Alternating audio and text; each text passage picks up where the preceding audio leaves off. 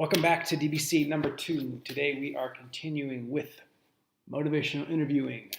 And last week we talked about the first 2 steps, engaging and focusing, and now we've engaged the client, we've focused on something, and it's time to evoke. More specifically, to evoke and strengthen motivation for change from within the client. And there's 4 things I want to talk about today. This is 100 pages and there's a ton of great content in there.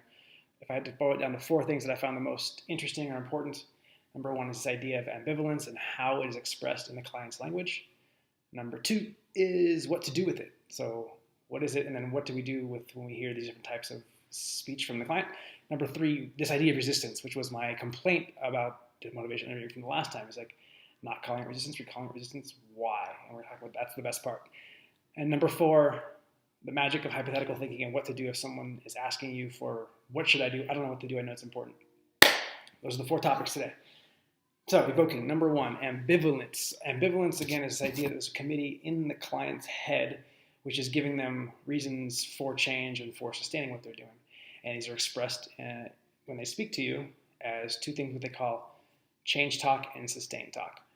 And the most important, a very important thing is to realize when this is happening, how to evoke it, so how to get clients to actually use change talk or sustain talk if you want, and then how to respond to it.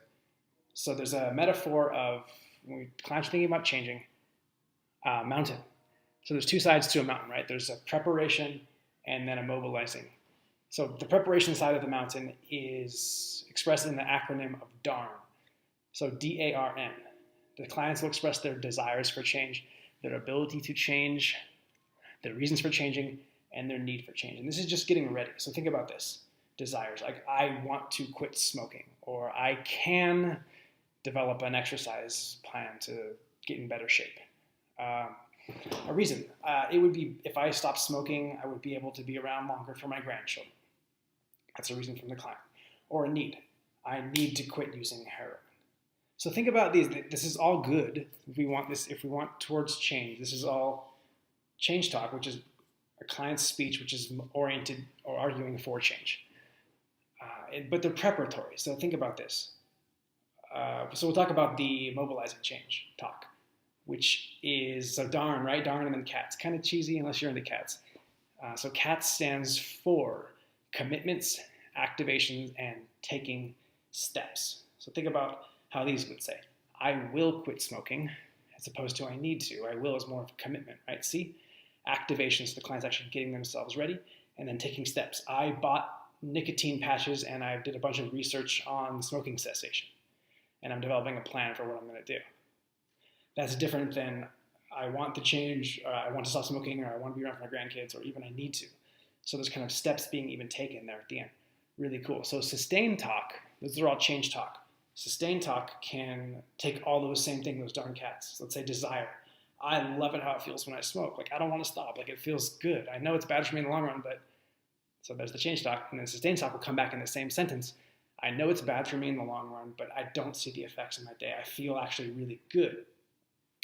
And this is normal. This is what ambivalence is, to have in the same sentence, the same paragraph, sustain and change talk. This is the definition of ambivalence. And you'll find that through time, as the session begins, there might be more sustain talk than change talk.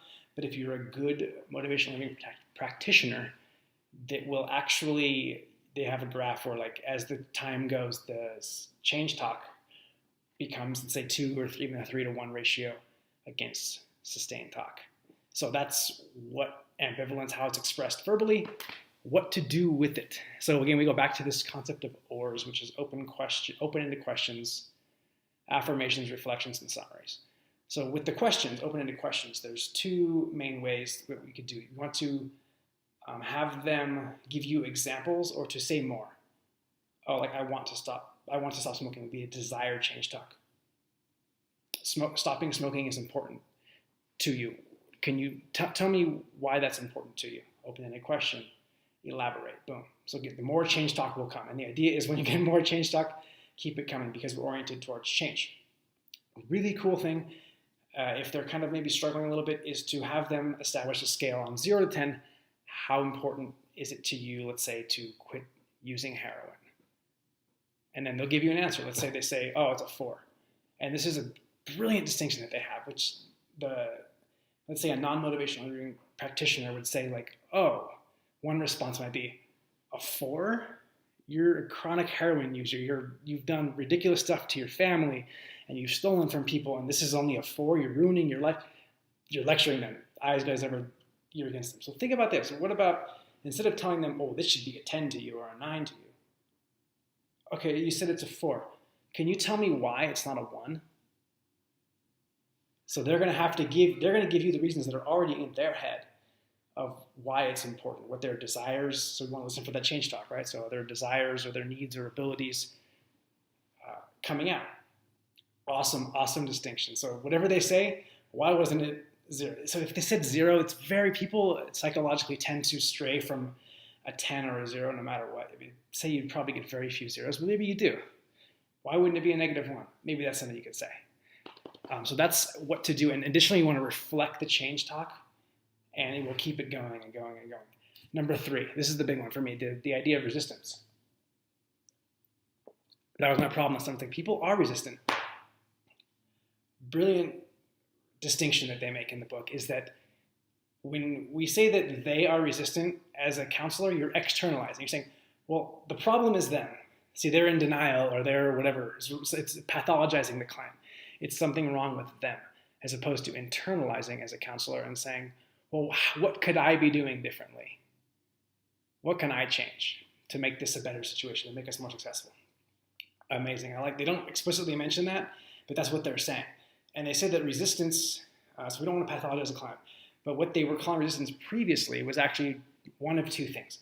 Either sustained talk, which is totally natural, or discord. And the difference between those is that sustained talk is resistance about a targeted behavior. And what to do with that is I'll give you an example. Imagine, let's say it's a boss and an employee situation. Imagine saying, okay, hey, Matt, you've done a great job last quarter. You had really good results, and you trained your people very well in A, B, and C. So whatever comes after but, whatever I said before, is bullshit. And I was just saying that to lead you up to this. That's situation A. Situation B, what if we say, hey, Matt, you've had a great last quarter. You had really good results, and you're training your people well in A, B, and C. And I see an opportunity for you to do even better next time, in the next quarter. So it's like, yeah, I know we're getting to something that could be addressed with change.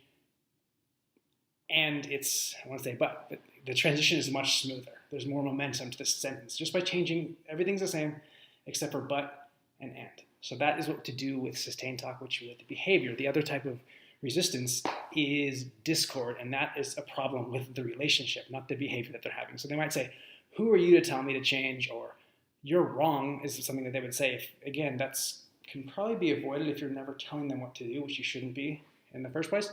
Well, let's say that they said, I don't listen to anyone who's not in recovery as well. So to that, brilliant line. They said, you definitely want to be understood.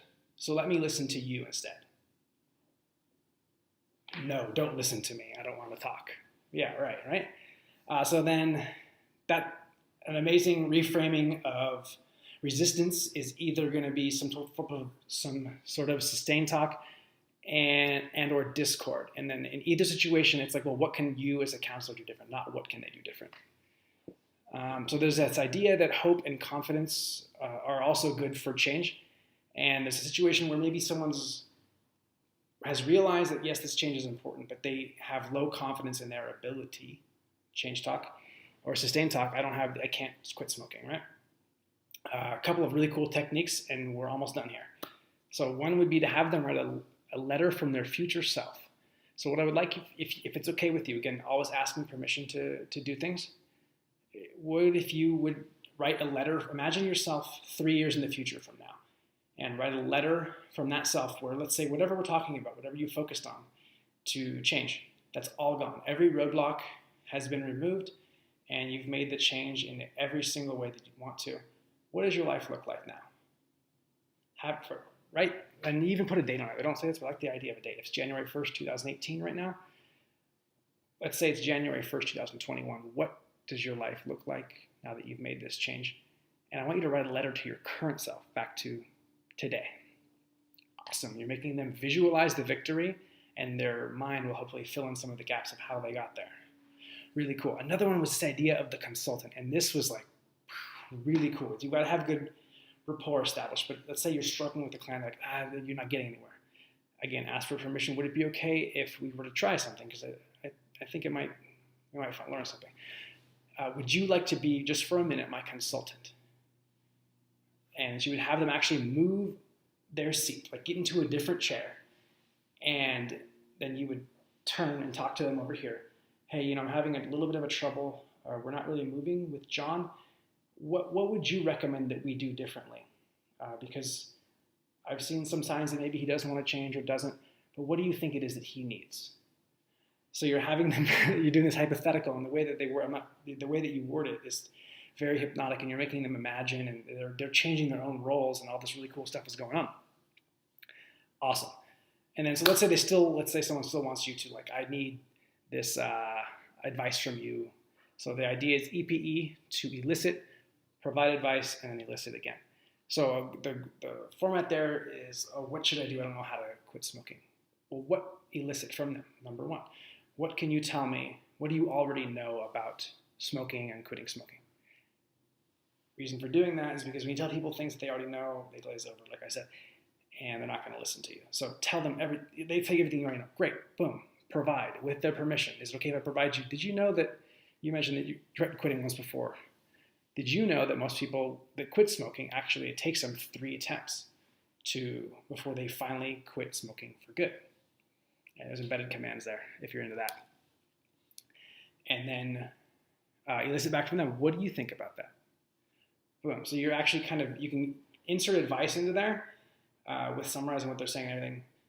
Anyways, Evoking was a really powerful section. We'll talk next week about planning. So we've engaged the client, we've focused, we've evoked their change talk, and we're reflecting it to keep it going. It's like, now, well, what do we do? Like, we're on the edge. How do we get down the backside of the mountain? Have a great day, guys. Thanks for listening. Bye-bye.